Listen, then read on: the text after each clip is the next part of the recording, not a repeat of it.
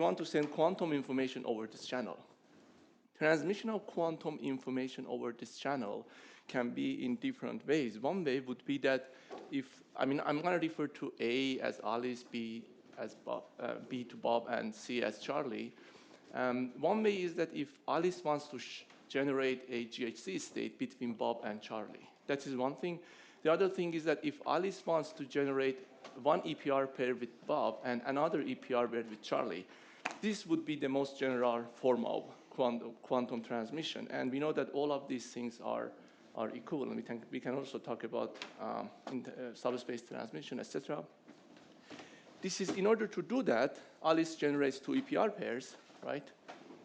And encodes them, sends half of these systems through an encoder, and then generates A prime and sends it over the channel. There is one decoder for Bob, one decoder for Charlie, and they can generate B prime and C prime. This problem is extremely difficult. If we go back to the original, there's very little known achievability results here. If we go to the original paper, probably they only consider when the broadcast channel is an isometric channel, which is kind of faking it because isometric broadcast channel is not a noisy broadcast channel, and they only consider generation of GHZ states.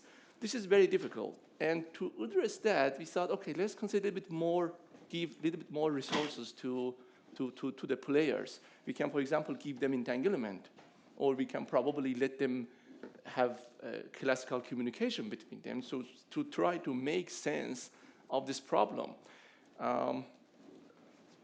We can probably find upper bounds, and they exist in the literature for communication over broadcast channel, but they are not computable. And they make little sense probably, and that's why we want to provide further resources to see what we can do, consider general courses, general codes and resources. But we can, like I said, we can give entanglement, we can give classical communication, but the question is, what is the most general resource that we can give to the three players? It turns out that we can just have the channel, we can just place the channel. I hope the color is visible, like this is the comb. It's visible, hopefully. We can just place the channel inside this comb. This obviously is the most general thing that we can do here, right? And this includes entanglement, this includes other channels, and this includes everything. And if we look at it, this comb here, I've chosen the wrong color for this. This comb here actually is a tripartite channel. It has one input, A, B, three inputs, A, B, C, and three outputs, A prime, B prime, C prime. And this obviously is the most general thing. I mean, let me redraw this channel. I'm just redrawing the comb. And then we have kind of second thoughts that this might be too general. We might need to restrict it so that this operation is a physically realizable operation. Let's redraw the figure. I'm just redrawing this one. I'm redrawing the map, the comb, and I'm just concatenating my channel when Alice generates an output, and it goes all the way to Bob, and it goes all the way. This is the same comb that I'm just redrawing. When I look at this carefully, I realize that Bob and Charlie obtain their inputs only after Alice imports, Alice can see her output. In other words, the actions of Bob and Charlie are in the future of the action of Alice. That means that there is a temporal order between them. That means that Bob and Charlie cannot send messages to Alice. And our technical term for Bob and Charlie not being able to send messages to Alice is no signaling from Bob and Charlie to Alice. And we need to impose this condition on this tripartite channel in order to make sure that we are not violating causality, and this code is physically realizable. The code is, of course, CPTP, and on top of that, it should be Bob to Charlie, no signaling.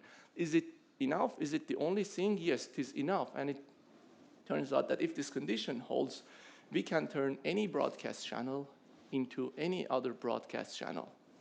And the proof for this, this is known in bipartite case in many works of Cherebeya on supermaps.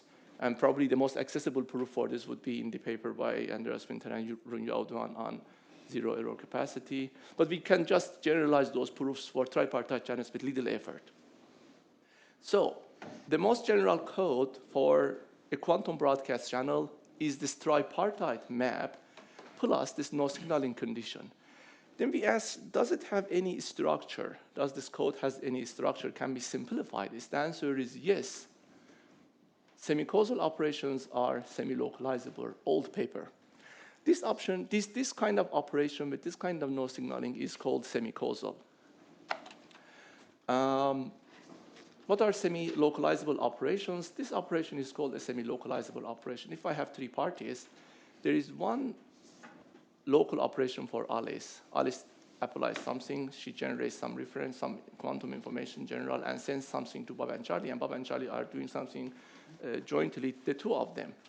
And it turns out that the two of them are equivalent. So this tripartite map with this no signaling condition is equivalent to this one. This was studied and proved for bipartite channels in this old paper, and there are also other proofs for this over the years. And again, we can generalize this proof for tripartite channel with little effort.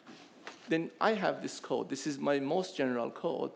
If I want to consider the code, I want to call this a forward-assisted code. This is the most general code for a quantum broadcast channel.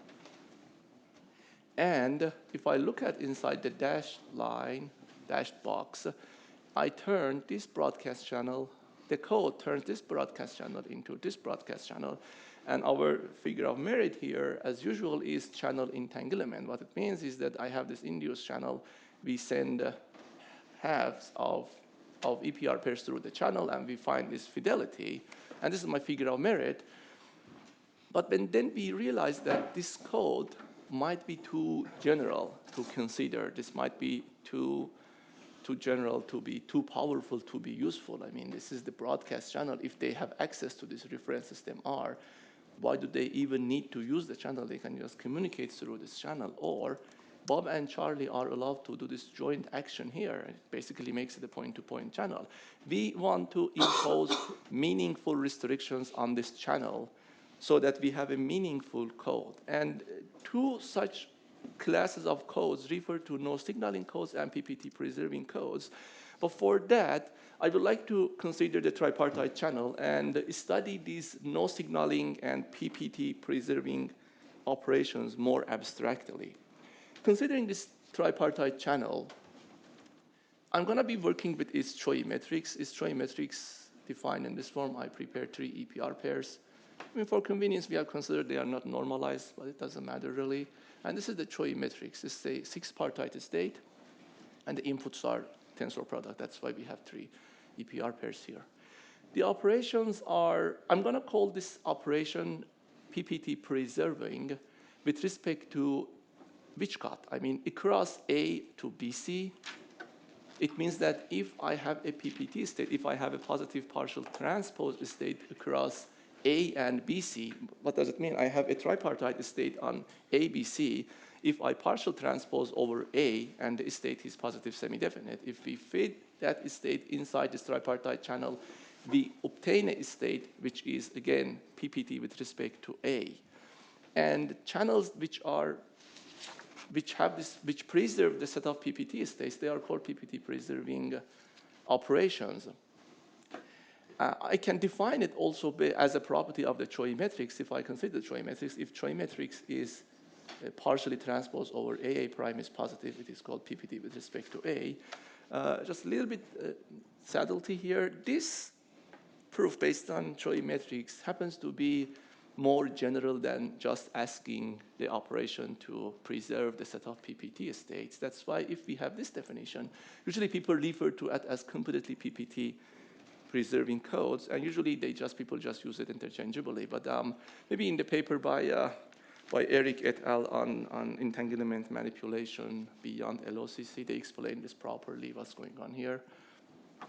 So this is definition for PPT preserving. No signaling codes. No signaling operations and codes are studied properly and a lot in bipartite case because there are 2 parties. There is Alice and Bob. Alice cannot signal Bob, or Bob cannot signal to Alice. Here we have 3 parties. It gets a little bit tricky. If we consider one party to one party signaling, like this one, if Alice cannot signal to Charlie, Bob cannot signal to Charlie, but yet if they sit together, Alice and Bob can, this is a typo. If they sit together, Alice and Bob can signal to Charlie. Don't consider that, this is signaling. So this becomes a little bit more tricky. We have to be more careful with this. And it turns out that we can actually continue without talking about single party to single party signaling. We can focus on two sets when we have single party to two party no signaling, and we have these this set, and also two party to one party no signaling conditions. And these are just enough for our purposes. It turns out that if we have just this set, and then we can establish full no signaling conditions, and the other set and every other no signaling condition is satisfied. For example, if I take these two A not to BC and B not to AC from this set, we can show that these two imply A, B not to C. And the proof of this, Andreas once suggested the proof for this using some classical resulting device independent QKD, but here we can also use the property of Choi matrix to show this one, which is easier. So on the Choi matrix, we can apply these no signaling conditions in this form. For example, for this one, no signaling, how to impose this one? BC not to A. It means that if I remove the output of the Bob and Charlie, its input is going to be decoupled.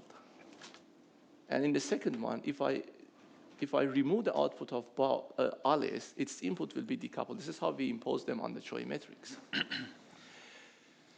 It seems that we are there. We have the channel fidelity that I showed. I have written the channel fidelity based on the Choi matrix of the code and the Choi matrix of the channel. And this is my figure of merit. I can have this channel fidelity, entanglement fidelity, and I can make sure that this is feasible. It is CP, it is TP, it has this causality preserving condition. I can impose all these no signaling conditions on the Choi matrix. I can impose all those PPT preserving conditions, and it seems that we are good to go. But it turns out that this is a little bit too general to work with. If I continue with this one, we will end up in a mess that is not going to be useful. We are going to be interested in finding one-shot capacity bonds here for the quantum broadcast channel, and this won't help, except we realize that we can do a little bit of trick to simplify this guy here. The trick is simple transpose trick that we all know. For any of these EPR pairs, if I consider U dagger tensor U transpose and apply it to this EPR pair using the transpose trick, they cancel each other out. And it means that entanglement fidelity won't change. If I do the same for this one, and I took an average, and there's a unique Haar measure, and if I took the average, and it means that I'm taking average over these states according to the Haar measure, and entanglement fidelity does not change. And this is something simple to see, but I can use the cyclicity of trace, bring unitaries around this one, and it will be twirling the Choi matrix. And if I use the twirling of the Choi matrix will be decomposed into sub-representations of my space. And I'm going to be interested only in one-dimensional irip, which is actually this space, because it is the only one, and rest of them are orthogonal. They are gonna be going. This guy will, if I do that, this will be I not provide a slide for it. I think this is easy. If I do that, this guy will turn into this expression here, which I have a six-partite thing. We reduced it to tripartite. And it turns out that this is my SDP. It took us something like 10 pages to write the details and simplify to get this one. It turns out that for a broadcast channel of size R1, R2, this is the dimension of the EPR pairs, there is a PPT preserving and no signaling code if and only if there is a feasible solution for this program. And the optimal solution will be the entanglement fidelity of the channel. Sorry, we couldn't simplify more, and I don't think there is room to simplify this more. This is what it is. So no signaling condition, PPT conditions. Why I said that we are going to be interested in one-shot capacity ponds for this one, why we started with entanglement fidelity, because once I have it, I can define my epsilon one-shot achievable rate as those rate pairs that are achievable such that the entanglement fidelity is greater than 1 minus epsilon. And omega is the set of codes. The code could be unassisted. I'm not giving anything. It is entanglement assisted, PPT preserving, no signaling, or intersection of the two. This is my definition of one-shot achievability, and I'm going to be particularly interested in the sum rate of epsilon one-shot achievable rates, which is defined in this form, R plus R1, such that R1, R2 are epsilon one-shot achievable, and this is the asymptotic rate of the asymptotic sum capacity. So using the channel fidelity, now I can say that for broadcast channel, its epsilon one-shot sum capacity assisted by PPT preserving no signaling codes is the solution of this program. I'm maximizing over log R1, R2. This is going to be R1 plus R2. This is my rate. And I have the channel fidelity. I want to be 1 minus epsilon, and all the constraints from the previous slide, all these guys. This is exact, but this is extremely nonlinear, because when I make R1 and R, when we make R1 and R2 variable, look at this. I mean, there. Look at this term, this term. These are everywhere in all shapes and forms, and this becomes extremely nonlinear. We have to deal with that.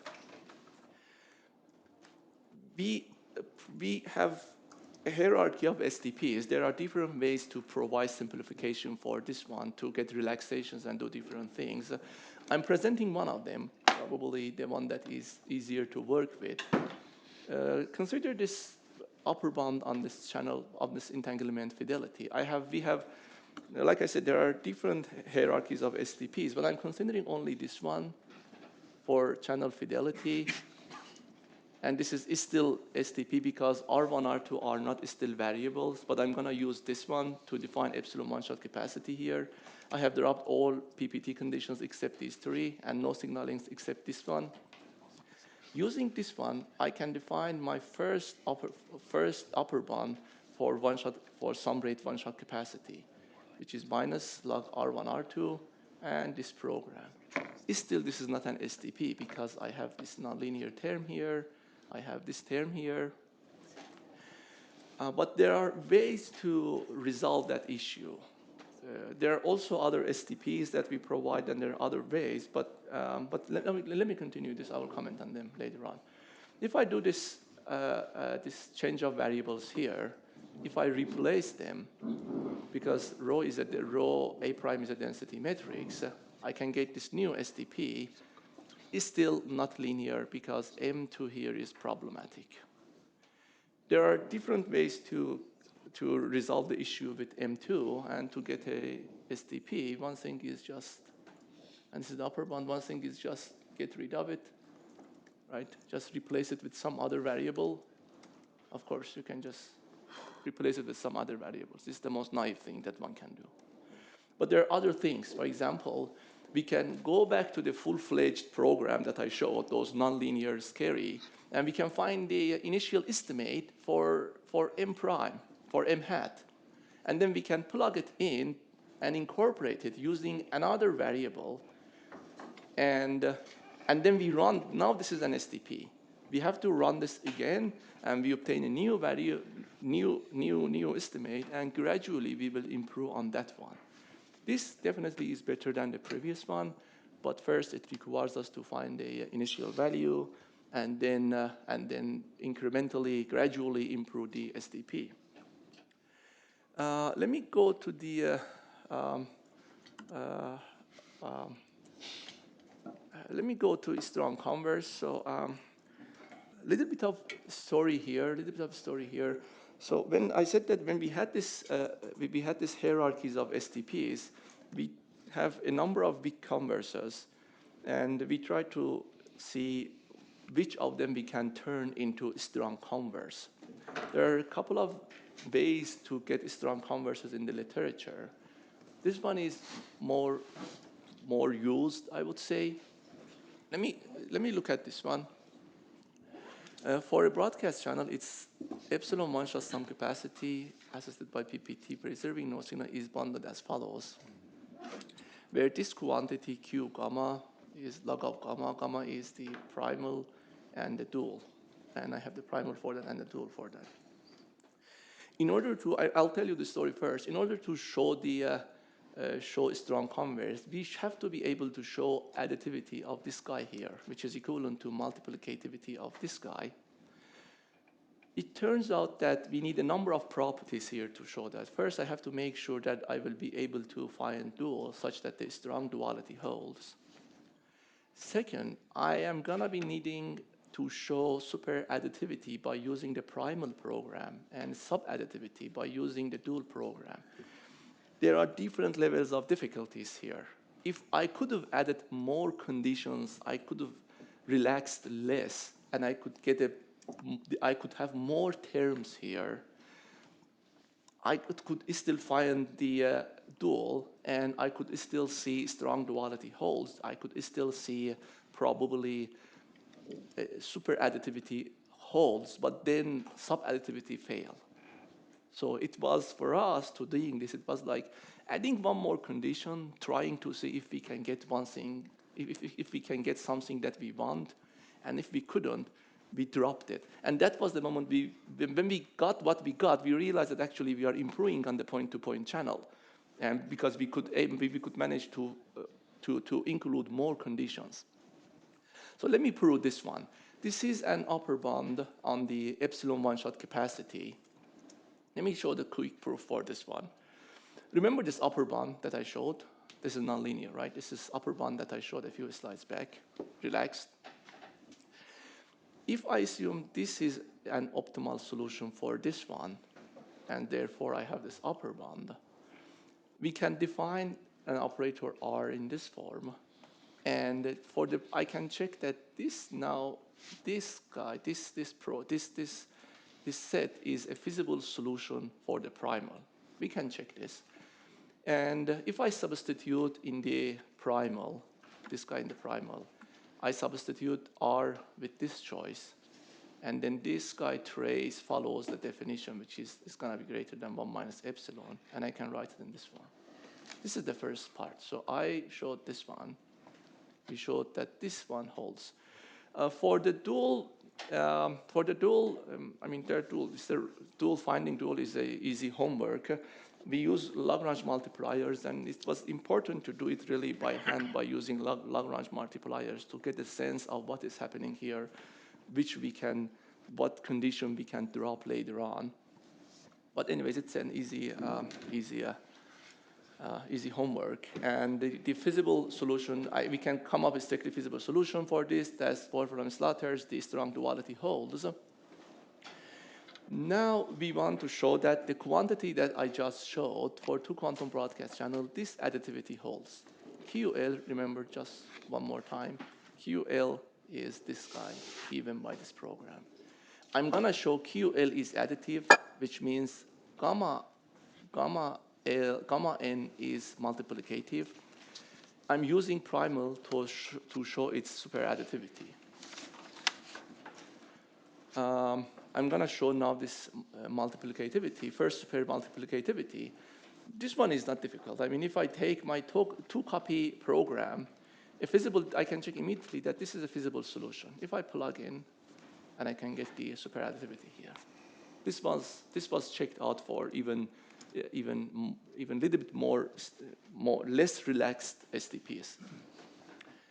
Submultiplicativity, this was the tricky part. If I choose if I assume these two are feasible solutions, optimal solutions for the dual, if I consider 2-copy program, I have 3 variables, V, Y, W. And we can check that actually these, if we can check that these are feasible, and if we replace them, if we plug them in the dual, we can obtain sub-additivity. How it works, filling the blackboard a couple of times and using the ideas in the literature and everything else. So there's quite a little bit of effort gone into this one. And so we showed the guy is additive. I can define now my asymptotic rate as regularization of the one-shot rate, and I replace it, and I use additivity of this kind, and I show this one. Now assume that R1 plus R2 is asymptotically achievable.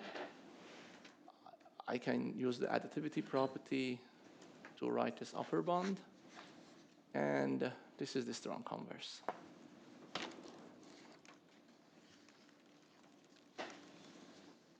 And this is pretty much it.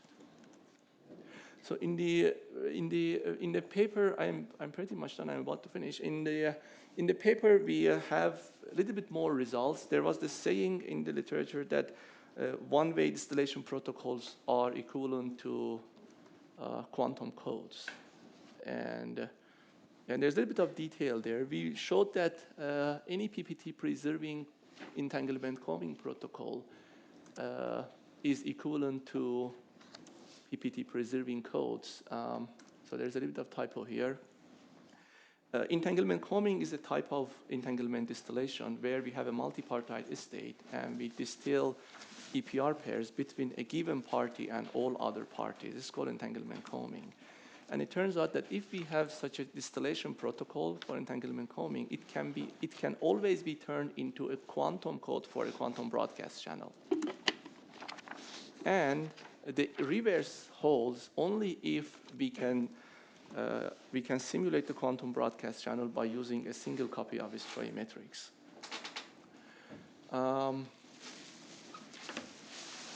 So a couple of open problems before I wrap up. Achievability region for unassisted broadcast channels.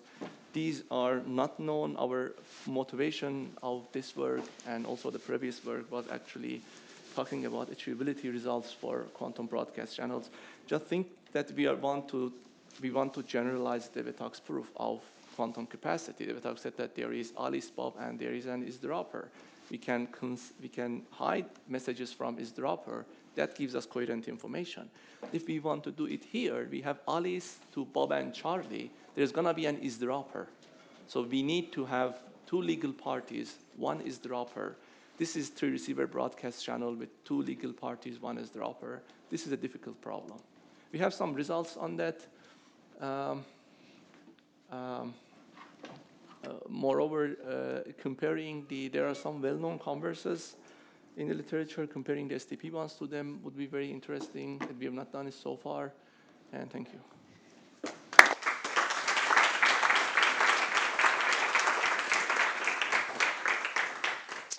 Okay, thanks. Farzin, questions?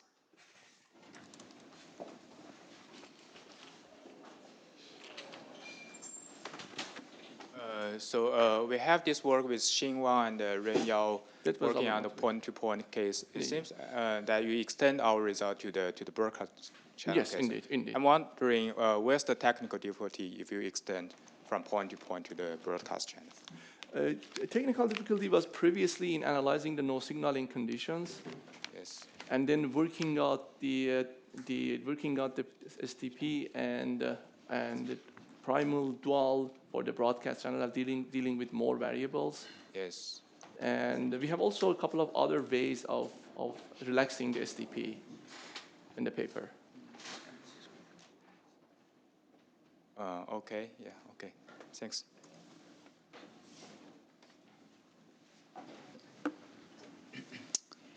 Okay, last chance. Good. Thanks, Farzin. Thank you.